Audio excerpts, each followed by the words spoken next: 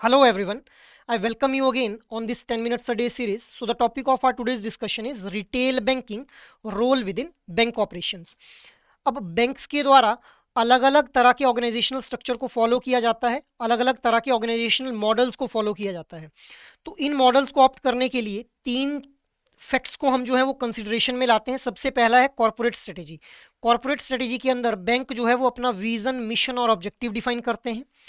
Business mix के अंदर the bank will decide that what kind of products the bank is going to offer and particularly which kind of customers the bank is going to cater.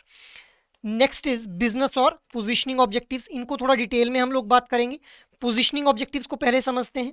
Positioning objectives के अंदर the bank will try to create a image in the minds of customer, जिससे जब भी उसको किसी banking product की need हो तो वो पर्टिकुलर बैंक के प्रोडक्ट को ही रिकॉल करे। मतलब उसके माइंड के अंदर एक ब्रांड को पोजीशन करना जो है इसका मेन ऑब्जेक्टिव रहता है। अब इस तरह के ऑब्जेक्टिव्स को फॉलो किया जाता है majorly by the private sector banks. Next is business objectives. Business objectives का मेजर एम रहता है प्रॉफिटेबिलिटी को अचीव करना। जनरली इस तरह के ये जो बिजनेस ऑब्जेक्टिव्स हैं इनको फॉलो किया जाता है by the foreign banks. Example के तौर पे बीएनपी पारिवास की अगर मैं बात करूं तो इन्होंने बहुत ही एग्रेसिवली इंडियन रिटेल मार्केट के अंदर एंटर किया, but whenever they get to know कि they are not able to make that much profit, they decided to exit from the market. मतलब अगर इनको प्रॉफिट हो रहा है तो ये मार्केट में सर्व करेंगे, otherwise they will exit from the market. Moving ahead, अब हम मॉडल्स को समझ लेते हैं कि कौन कौन से मॉडल्स हैं। सबसे पहले हम बात करेंगे स्ट्रेटेजिक बिजनेस यूनिट मॉडल की। तो what is strategic business unit? It is a semi autonomous division with in a larger company. इसको एक एग्जांपल के थ्रू समझते हैं। एलजी इज अ कंपनी जो कि रेफ्रिजरेटर्स बना रही है, एसीज बना रही है, इसके अलावा वॉशिंग मशीन्स बनाई जा रही हैं और टीवीज बनाए जा रहे हैं। तो जब इन डिफरेंट प्रोडक्ट्स के बेसिस पे एलजी अपने आप को छोटे छोटे सेमी ऑटोनॉमस यूनिट्स के अंदर डिवाइड कर देगा, तो इस तरह के मॉडल को हम क्या बोलेंगे? स्ट्रेटेजिक बिजनेस यूनिट मॉडल बोलेंगे। अब इसी को बैंक के रेफरेंस में हम लोग समझते हैं कि बैंकिंग में ये मॉडल किस तरह से जो है वो फॉलो किया जाएगा। तो एचडीएफसी बैंक के द्वारा तीन तरह के प्रोडक्ट्स ऑफर किए जा रहे हैं: loans, deposits and para banking products और सर्विसेज। पैरा बैंकिंग प्रोडक्ट्स और सर्विसेज क्या होते हैं? जो कि वैल्यू एडिशन के लिए एक कस्टमर को ऑफर किए जाते हैं in the form of mutual funds और इंश्योरेंस प्रोडक्ट्स एंड सर्विसेज। अब इस मॉडल के अंदर जो क्लियर फोकस रहता है वो रहता है बिजनेस ऑब्जेक्टिव्स को अचीव करना। मतलब प्री डिफाइंड बिजनेस ऑब्जेक्टिव्स होते हैं और उसके लिए अलग अलग तरह से स्ट्रेटेजीज बनाई जाती हैं उन ऑब्जेक्टिव्स को अचीव करने के लिए। इसके अलावा यहाँ पे ये जो स्ट्रेटेजिक बिजनेस यूनिट्स हैं इनको एक ऑटोनॉमी प्रोवाइड कर दी जाती है। मतलब they have the right to make decisions regarding investments and budgets. इसके अलावा इससे हम लोग जो है उनके रेवेन्यू को भी ट्रैक कर पाते हैं और उनके कॉस्ट और प्रॉफिट को भी इंडिपेंडेंटली ट्रैक किया जाता है with in the strategic business unit model. अब यहाँ पे बहुत ही इंपॉर्टेंट ध्यान देने वाली बात यह है कि यहाँ पे जो ओवरआर्चिंग एम रहता है वो रहता है मैनेजमेंट बाय ऑब्जेक्टिव्स। मतलब ऑब्जेक्टिव डिफाइन किया हुआ है, उसी को हम लोगों ने अचीव करने के लिए अलग अलग तरह की मैनेजमेंट स्ट्रेटेजीज को ऑप्ट करना है। अब ये जो स्ट्रेटेजिक बिजनेस यूनिट मॉडल है इसको कॉमनली ऑब्जर्व किया जाता है with in the private sector banks. Moving ahead, next is departmental approach. अब लास्ट एग्जाम्पल को ही हम कैरी फॉरवर्ड करेंगे।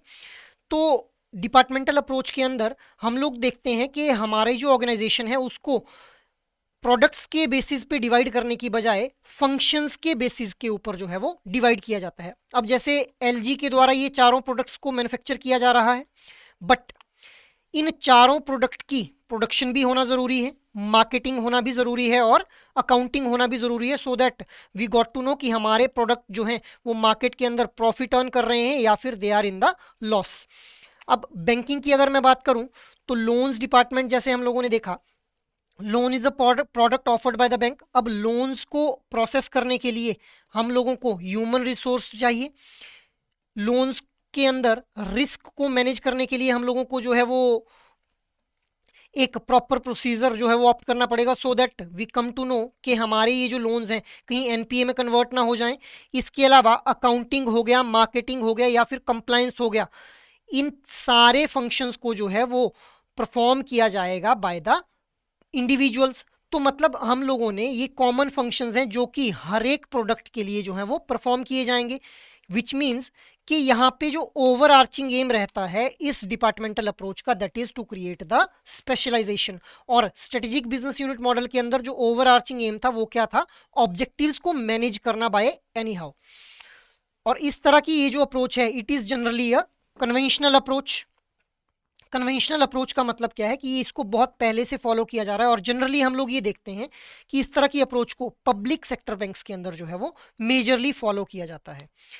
Moving ahead, next is integrated approach. अब इंटीग्रेटेड अप्रोच के अंदर हम लोग देखते हैं कि स्मॉल ऑर्गेनाइजेशंस या फिर स्मॉल बिजनेसेस के द्वारा इस अप्रोच को ऑप्ट किया जाता है और यहाँ पे सोशियो इकोनॉमिक एस्पेक्ट को भी कंसिडरेशन में लाया जाता है। इस जो ये अप्रोच है इसका मेजर एम क्या रहता है, प्रॉफिटेबिलिटी को बढ़ाना विद द स्केल, मतलब with the passage of time, और इसके साथ साथ सोशियो इकोनॉमिक ऑब्जेक्टिव्स को भी अचीव करना। अब इस तरह की ये जो अप्रोच है ये मेजरली फॉलो की जाती है by the small finance banks. So ये आज का हमारा ब्रीफ डिस्कशन रहा regarding the various kind of models जो कि एक रिटेल बैंकिंग के अंदर ऑप्ट किए जाते हैं। Try to answer out this question based on today's discussion. Under which retail banking approach an organization is divided based on the functions? Your options are strategic business unit, integrated approach, departmental approach, or any of the above. So try to answer out this question in your comment box. Last video में मैंने आप लोगों से एक question put किया था, blockchain is a dash ledger technology that can help make transaction secure. Your options were centralised, consolidated, decentralized, and none of the above. So what will be the right answer? Your option C will be the right answer. क्यों? क्योंकि decentralise laser का use किया जाता है with in the blockchain technology, जहां पे information को अलग अलग नोड्स के ऊपर भी स्टोर किया जाता है जो कि हमारी ट्रांजेक्शन से रिलेटेड इंफॉर्मेशन होती है। So that is all for today session. अगर आप लोगों को ये सेशन अच्छा लगा हो तो आप इस सेशन को लाइक, शेयर और सब्सक्राइब कर लीजिए। और अगर आप लोगों की कोई भी क्वेरी है then you can call us on this number and you can also email us on hello@edutap.co.in. So that is all for today's session. Jai Hind.